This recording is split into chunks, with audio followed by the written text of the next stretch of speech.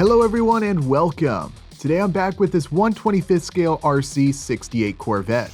In a recent video, I showed in detail how I put this car together and how you can use one of our low-cost, easy-to-build adjustable RC chassis kits to convert your model car project into a fully functioning RC car.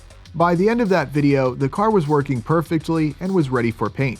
So today I'm going to be getting this Corvette painted and doing the final assembly work to bring this car to life. This has been a fun, easy to build project and I'm very excited to share the final result with all of you. If you'd like to learn more about this car or are interested in doing a similar project yourself, I highly recommend you check out the previous video I made. I'll be sure to leave a link to that video below in the description. I want to get started by showcasing some of the work that I did to get the body ready for paint. This process will be very familiar to those who've seen builds that I've done prior. This 68 Corvette body comes from a recently reissued AMT model kit. To be honest, the quality of this kit, at least by today's standards, is not the best in my opinion. There's certainly potential here for a cool build, as you'll soon see. But if you're looking for a higher quality model kit of a 68 Corvette, or if you want to build a stock version of this car, definitely check out one of these 68 Corvette model kits produced by Revell. Those bodies are 1/25th scale as well, so they'll fit on this chassis perfectly, just the same as this AMT body without any adjustments needed. I don't think those kits have been issued for a while, however you can still find many for sale, usually for a decent price if you do a bit of hunting. I just wanted to share that info with all of you. Personally, I feel the Revell version is the superior kit, but whichever one you're building, with some work you can build an awesome looking car. To get started, I went through the kit and pulled out all of the parts that I thought I'd use. This includes parts like the windows, front bumper, and hardtop roof, though of course many parts will go unused in this RC conversion. Parts like the interior, chassis piece, and the engine. Definitely hold on to those parts though, as they can be great for other model car projects or dioramas. This kit contains a bunch of extra parts that you can use to customize your Corvette. I knew I wanted to install the hardtop piece, as that will allow me to enclose the interior and hide all of the electronics below. Basically, I was going for a pretty stripped down minimalist race car look for this build. Once I got all of the parts that I needed, I used a hobby knife and some sandpaper to remove any support pieces, mold lines, or flash. This can be a tedious step, but it will really help with the overall look of the car once complete.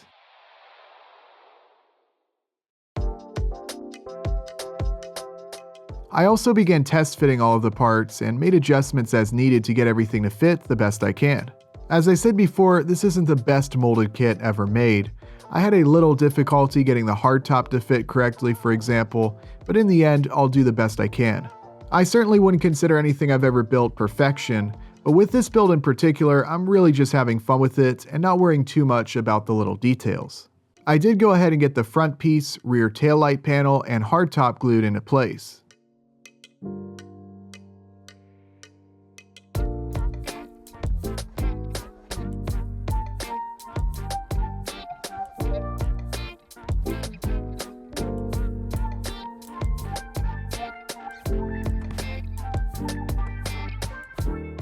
With that front piece now in place though, I needed to modify it a bit to allow enough room for the front wheels to turn left and right.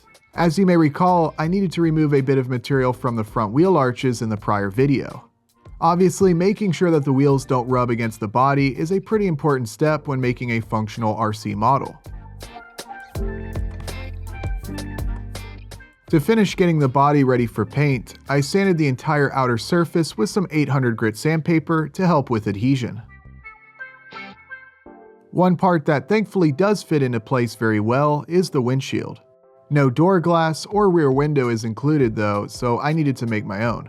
This process is easy. I simply placed a small piece of paper behind each opening. I traced the shape that I needed and then cut a clear sheet of plastic into those shapes.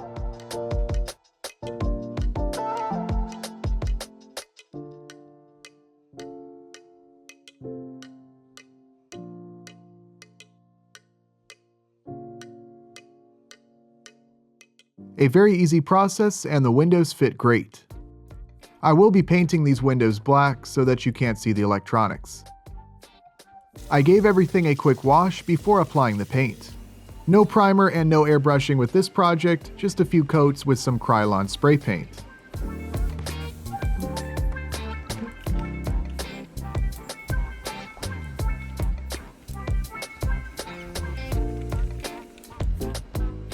To paint the wheels, I used Rust-Oleum aluminum paint as I've used for prior projects, and it looks pretty good.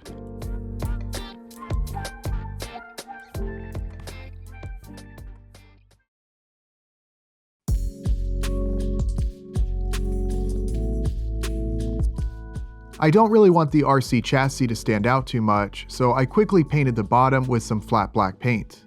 Nothing meticulous here, but as you'll soon see, I think it does help to make the chassis a little less visible when viewing the finished car.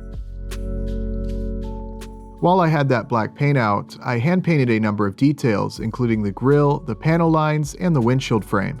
I also like to use some Sharpie markers for adding details. I experimented with doing just a bit of weathering on this body. I'm absolutely no weathering expert, but don't worry, I'm not going to try and put rust on a fiberglass Corvette body. I just wanted to kind of grime it up a little bit, sort of like you see in these photos here. I just thought it would be kind of a fun experiment, and in the end, I think it turned out looking pretty cool.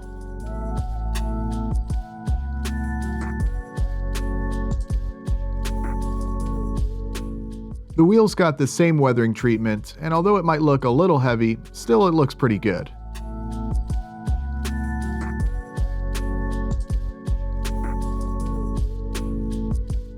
At this stage, I was excited to get this car complete, and I definitely wanted to give it a race car look, so I added a bunch of decals. Most of them that you see on the car, such as the white stripes that go along the length, were included with this model kit, however some I got from my junk drawer.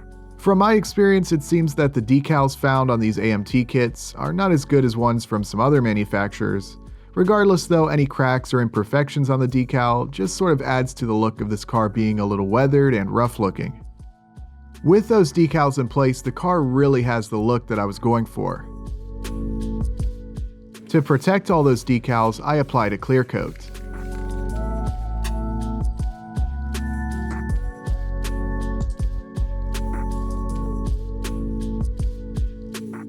I did one final round with some weathering. In particular, I found using a black pastel did a pretty good job of adding some grime, mostly around the wheel arches and behind each wheel. This here is what I ended up with.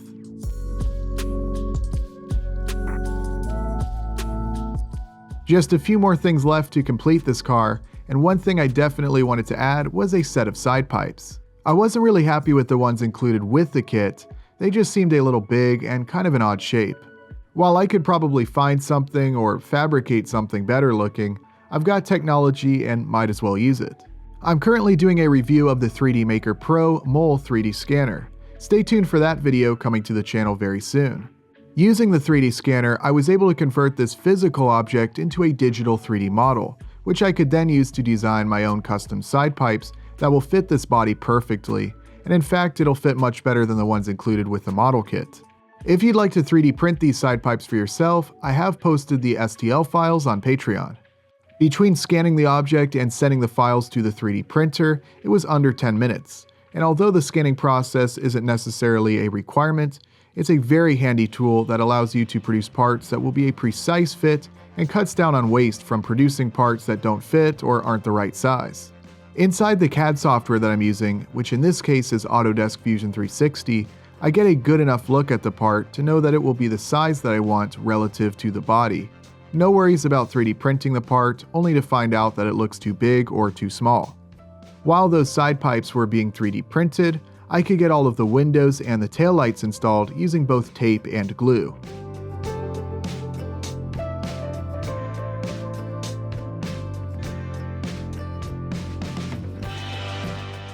It might look ugly on the inside, but from the exterior, it looks great.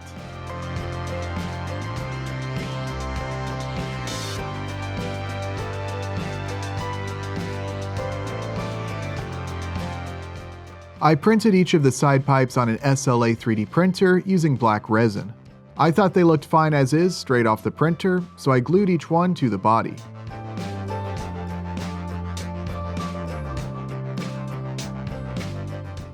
From the chrome parts tree included with the model kit, I installed each side view mirror and the gas cap.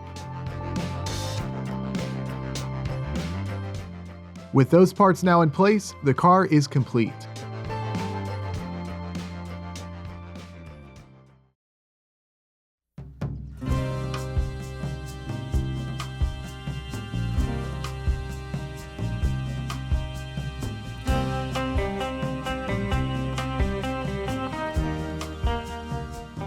I'm very happy with how this car turned out. The color, the decals, the weathering, it all just came together to make a really cool looking car. Of course, that early C3 body style is also one of my favorites. Hard to go wrong with a vintage Corvette. We already know that this car drives well, even on this less than desirable surface, but I really wanted to get this car out into the sun and play around with it a bit.